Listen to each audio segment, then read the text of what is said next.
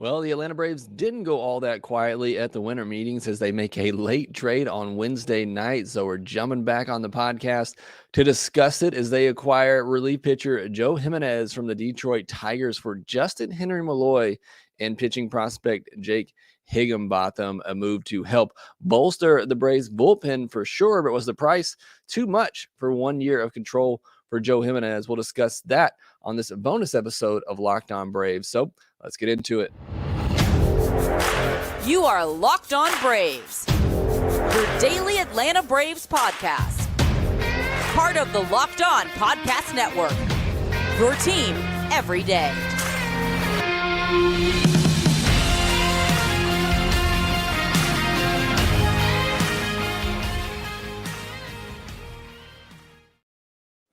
Hey, and welcome back to Locked On Braves, part of Locked On Sports Atlanta, where we talk about your favorite Atlanta sports teams each and every day. I am your host, Jake Mastriani, and you can follow me on Twitter at ShortstopBall. Also, make sure you follow the podcast on Twitter at LockedOn_Braves. Subscribe to us on YouTube. If you're new, hit that thumbs up button and that notification bell. And we are back for a bonus episode. Already recorded one episode tonight, kind of talking about everything that happened at the winter meetings. And of course, as soon as we got done recording, the Braves made their one and only real significant move at the winter meetings, trading for relief pitcher Joe Jiménez. So wanted to come back on and break that down with you, give you my initial thoughts on the podcast. After you get done listening to this, if you haven't, make sure you go back and listen to the other one that I recorded on Wednesday. Still, really everything there remains relevant. This doesn't change anything we talked about there. So make sure that you go and give that a listen. But did want to jump back on and talk about this Joe Jiménez deal. Let me give you the specifics of the deal real quick. The Braves trade Justyn-Henry Malloy and Jake Higginbotham for Joe Jiménez and cash considerations. Now, my initial thoughts on this are what, honestly, look, it's a good move. It strengthens the bullpen for sure. Jiménez, a very good relief pitcher, was one of the best in baseball last year. As William Fulgham says in the comments, I am very curious to see what the cash is that's coming back to the Braves in this deal. Joe Jiménez in the last year of arbitration, I can't imagine he's going to get paid that much. So I'm really curious what the Tigers are sending cash-wise and how significant is it. I can't imagine that it would be that significant. But again, it's not like Jiménez is making a ton of money. So for the Braves to even be asking for money back in this deal is quite interesting. MLB Trade Rumors had Joe Jiménez projected to make $2.6 million this year. So are the Tigers sending $1 million to help cover some of that? I mean, that could be very telling, and that may be the most significant part of this trade, the fact that the Braves are trading two prospects for a guy making $2.6 million, and yet they asked for cash back in the deal. That, again, may be the most significant part of this trade. It tells you that maybe the Braves are strapped for cash, and maybe they really don't want to go over that luxury tax. I don't know, but that was quite surprising to me for a guy who's projected to make less than $3 million. You're giving two prospects, one really solid prospect, your best position player prospect, and you're asking for cash in return. So they didn't get the details in the press release as far as how much money's coming back, but I think that's going to be very interesting to see. And I just think on the surface, that might be maybe the biggest tell from this deal, the fact that maybe the Braves aren't ready to go into the luxury tax and they're trying to make some cheap moves to kind of bolster the team, which they did. You know, don't get me wrong when talking about this deal. Trading for Joe Jiménez makes the Braves team better in 2023. He's a good relief pitcher, 27 years old, right-handed, so gives you another right-handed option. I had somebody ask me on Twitter the other day, who's the Braves' right-handed setup reliever? And it's Colin McHugh, who was very good last year, but Joe Jiménez gives you another guy that you can pair with AJ Minter in the 7th, 8th inning of a ball game as your shutdown setup man. So this does make the Braves team better in 2023. Jimenez last year with the Tigers had a 3.49 ERA, but his expected ERA was 2.90. He had a 1.094 WHIP, which is very good. 56 2/3 innings pitched, 77 strikeouts, a 2.1 walk per nine, and a 12.2 K per nine. So those are very good numbers there.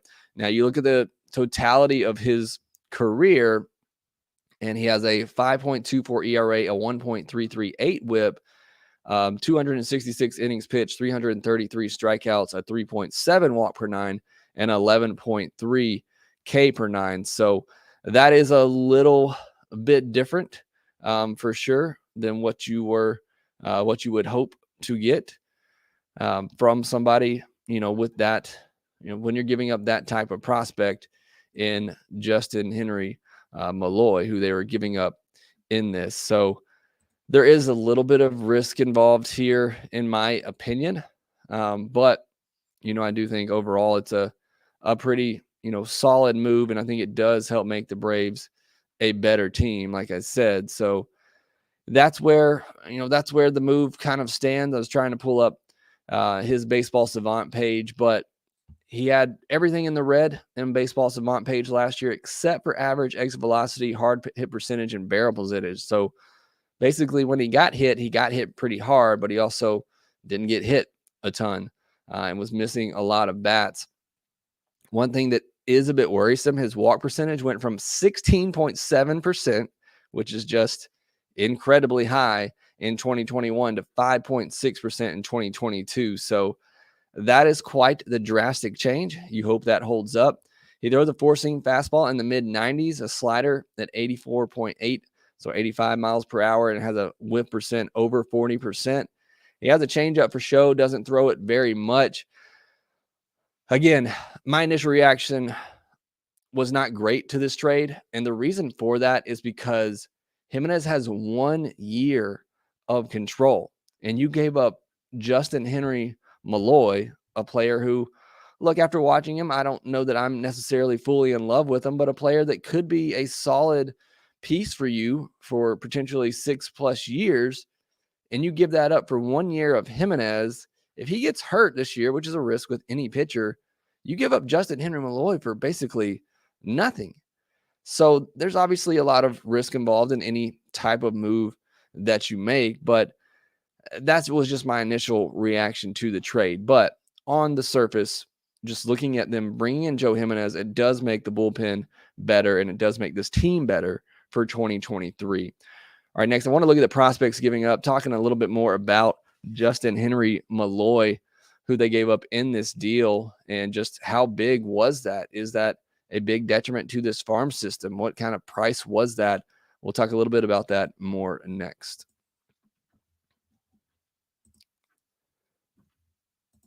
BetOnline.net is your number one source for football betting info this season. Find all the latest player matchups, team matchups, news, podcasts, and in-depth articles and analysis on every game that you can find. And as always, BetOnline remains your continued source for all your sport wagering information, with live betting and up-to-the-minute scores for every sport out there. It's the fastest and easiest way to check in on all your favorite games and events, including NBA, MLB, NFL, MMA, boxing, and golf. Head to betonline.net or use your mobile device to learn more. BetOnline, where the game starts. So I did my kind of scouting report, player analysis on Justyn-Henry Malloy not too long ago. I believe last Monday, not this past Monday, but the Monday before, we talked about Justyn-Henry Malloy and Cal Conley. I like Justyn-Henry Malloy as a position player, as an offensive profile. I think he's somebody that's going to get on base at a 350 clip, which I think the Braves could certainly use. I do worry about the swing a little bit, and I made those comments known again on that podcast last week. A lot of movement in the hands, which I don't love, and the fact that he was trying to pull everything gives me some worry for him as he gets up to the higher levels. But the guy advanced from high A, double A, and triple A last year and had over a 400 on-base percentage at each level. So I feel like he's going to get on base. That's something we know. I feel like he has 20 home run potential. And if you get on base at a 350 clip, you get close to 20 home runs, that's a pretty solid player. And I don't think it's crazy to say that that's the type of potential that Justyn-Henry Malloy has. Now, I will say, I don't know that he has a position. He came up as a third baseman. He got moved to left field this past year, and just when I watched him in person, didn't look great, but that was his first time really transitioning to the position, and I think you could hide him out there. They put worse out there, in my opinion, but right now he is somewhat positionless, but he's also, he'll turn 23 in February, so, I mean, he's not an old prospect by any means, although he, was a college player. But good offensive profile. I think, at the very worst, he becomes a decent, fourth outfielder, but I think he has the opportunity to start at the big league level, whether in left field or perhaps at a DH. So that's, to me, is a pretty hefty price to pay for 1 year of a reliever, even a reliever who is as good as Joe Jiménez was last year. I still feel like that's a pretty hefty price to pay. But Braves were willing to pay it in order to make this team better this year, and you can't blame them for that at all. That's certainly what they felt was the right move to make, and we saw this last year with the Braves. Making a move regardless of where it is in order to make this team better, and that's what Alex Anthopoulos did. I wanted to bring this back up, talking about Jimenez, because I just figured out how to upload this graphic here. So this is from Baseball Savant. The one thing that worries me with Jimenez, you look at the year to year, especially the walk percentage. It's good, it's bad, it's good, it's bad. There's just not a lot of consistency overall on his board. And last year was great, no doubt, across the board. The fastball velocity and spin rates have always been there for him, and that is certainly a great thing. The chase rate is something that's been up and down. The whip percentage always kind of been there. And the strikeouts, for the most part, other than 2020, which you can throw a lot out of the window for 2020, has been there. But there's just a little bit of worry for me with Jimenez. Coming off a great year, hopefully he can back that up. He is just 27. I do think he makes this team better, and he makes the bullpen better. I don't want that to get lost in all this, but I do think giving up Justyn-Henry Malloy in that deal, even if you don't feel like Justyn-Henry Malloy is a great prospect, and I get it, the Braves system isn't deep, so him being ranked 6th by Baseball America in the Braves farm system, he may be a ranked 20th, or he may be a 15 to 20th ranked prospect in another system. Still, he was the best position player prospect the Braves had, and you give that up for 1 year. Look, even if Jimenez had 2 years of control, I would feel so much better about this deal, but you give it up for 1 year of a setup, man. That's my only real hang up with this deal. But again, final kind of point on this, Jimenez makes the Braves better for 2023. There is no doubt about that. I don't know that Justyn-Henry Malloy would have been in the plans for 2023. I thought there was a chance that maybe later in the year, if he continues to play like he did all last year, that the Braves give him a shot in left field. They obviously didn't feel that way. I feel like if they thought that was going to be the case, there's no way they make this move. If they thought Justyn-Henry Malloy had a chance to come up in 2023 and have an impact, or if they thought he could be the future left fielder for the Braves, there's no way they make this move. So they must not have felt that way, and that's why they were comfortable moving on from him for 1 year of Joe Jimenez. They also give up Jake Higginbotham in this deal. No offense to Jake, who has a great first name, but just kind of a throw in this deal. Pitched at Double-A last year. He's 27. Reliever, 4.73 ERA and a 1.50 whip last year. Take a couple of your comments real quick. William Fulgham also says, give up a good outfield prospect tells me that there is more moves coming. And that's what I kind of felt as well, and why I kind of hesitated to do this podcast after I already did one tonight. And then this news broke. I feel like this is a setup for something else. Again, I thought Justyn-Henry Malloy had a chance to be left fielder, if not in 2023, perhaps starting in 2024. So you're trading somebody that I don't think it's just me. I think other people thought he had the potential to be your future left fielder. You trade that for 1 year of a reliever. You better have a good idea of somebody that you think you can get for left field long term. So I hope that's the case, but we'll have to see. Zachary Whitfield says, do we have a real closer now? Yes, they have Raisel Iglesias, who was outstanding down the stretch last year. Jimenez will be a setup guy with AJ Minter. Hines says, overall, I like Jimenez. The Braves already have a pretty locked up lineup for the coming year, so spots for JHM were already limited, hoping he'd be in an Ian Happ Reynolds deal, though, to be honest. And that was kind of my thought as well. He's maybe one of your most valuable assets, position player wise, behind Vaughn Grissom and William Contreras. I think Justyn-Henry Malloy is your most valuable position player prospect. So if you get in a trade scenario for, a Brian Reynolds or an Ian Happ, and that team is looking for position players, you've now taken one guy off that list that you could potentially give up. And like maybe scouts and other teams didn't value Justyn-Henry Malloy that high. So maybe it doesn't make much of a difference, but yeah, it does take away a really good asset that I thought could have been used if you're going to use them in a bigger trade. But again, it's all dependent on how the scouts and evaluators looked at him. Matthew Anderson says, definitely think giving up JHM means we're going to make a move for a long-term outfield option. Just a gut feeling. I certainly hope that's the case. Matthew R. says, does this affect total money left for free agency? This really has no effect money-wise because, again, they gave up two prospects who weren't making anything. They got a reliever who's projected to make less than $3 million, and the Tigers are giving the Braves cash back in the deal. So this shouldn't affect money at all. I'm sorry, I don't know how to say this name, but Husasin says, what do you feel is the Braves' greatest need as of right now? I think it's shortstop. I said this on the other podcast that I recorded today. In my mind, they have to figure out this offseason who's the shortstop of their future. And I think right now, if they can get Dansby Swanson, it's him. If they can't, then I feel like they need to start grooming Vaughn Grissom to be that. Brett, we don't know right now how much money the Braves got back in this deal. I was kind of waiting a little bit to see. Still haven't seen that reported anywhere yet. Zachary Whitfield says you might have to go out and spend the big dollars for name, let the prospects develop a little bit. William Fulgham says, I think the Tigers just bought JHM and threw in Jimenez.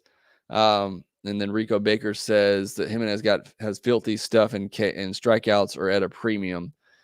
Yeah, I mean, again, I showed the stats and I'll throw it back up here just to kind of show you, his StatCast numbers. You look at his K percentage. I mean, other than, again, 2020, he's always had really good strikeout rates, and that's certainly what you want out of your bullpen are those big strikeout numbers. So he's going to be he's going to be an effective reliever. He's going to be a big part of this bullpen. Certainly no doubt about that. I do think there is something to what Williams said, the fact that I think they were buying prospects. And again, I can't wait to see what the money is in this. Again, I can't imagine it being more than $1 million or $2 million, but it seems like they did throw in some money to buy a better prospect in Justyn-Henry Malloy.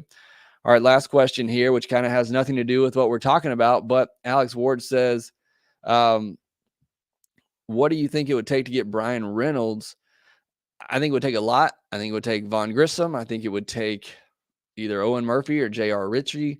I think it would take Jaron Schuster and maybe a Freddie Tarnock. In my mind, it's going to take 4 players, one of the Braves' top position players, either Vaughn Grissom or William Contreras, and then 3 pitchers, one of them being one of their top position pitching prospects. Husasin says, second question, why do you think it was reported that the Braves were about to get Sean Murphy, Contreras, or TDA out? I think if they did that, then Contreras becomes your full-time DH is the only thing that I can imagine there. Or they had a trade set up for William Contreras to make an upgrade at shortstop or somewhere else. It's the only thing I can think of. All right, that's going to do it for this bonus episode. We almost went as long as the regular episode here, but I appreciate you jumping back on to join me for this bonus episode with the Braves training for Joe Jimenez. Again, I don't want you to get the idea that I hated this deal. This deal makes the Braves better for 2023. I just think it was a hefty price. Again, we'll see what the money was coming back from the Tigers in this one, but and I'm not saying I'm in love with Justyn-Henry Malloy. Again, I just talked about him on the podcast the other week and did a player profile of him. I don't necessarily love his swing, and I don't know how it's going to translate to the big league level. I do think he's going to get on base, which would be a nice change of pace for some of the Braves hitters, but I just thought he was a big asset to give up for 1 year of Jimenez. Again, if Jimenez has 2 years of control, I feel so much better about this deal. But giving up Justyn-Henry Malloy for just 1 year of Jimenez, again, not knowing what the money is coming back, to me, that feels like a little bit of an overpay. But again, I'll say it one last time. Trading for Jimenez makes the Braves better in 2023. He's going to be a big part of the bullpen. And so for that, thank you for Alex Anthopoulos making the Braves better for 2023. That's what he did this day. We'll worry about Justyn-Henry Malloy in the future. But the Braves do make a move late night on Wednesday at the winter meetings, beefing up that bullpen, acquiring Joe Jimenez. And that will do it for this bonus episode of Locked On Braves. Make sure you follow us on Twitter at LockedOn_Braves. Follow me at ShortstopBall. Make sure you rate, review, and subscribe to the podcast wherever you get your podcast, and we will talk to you next time.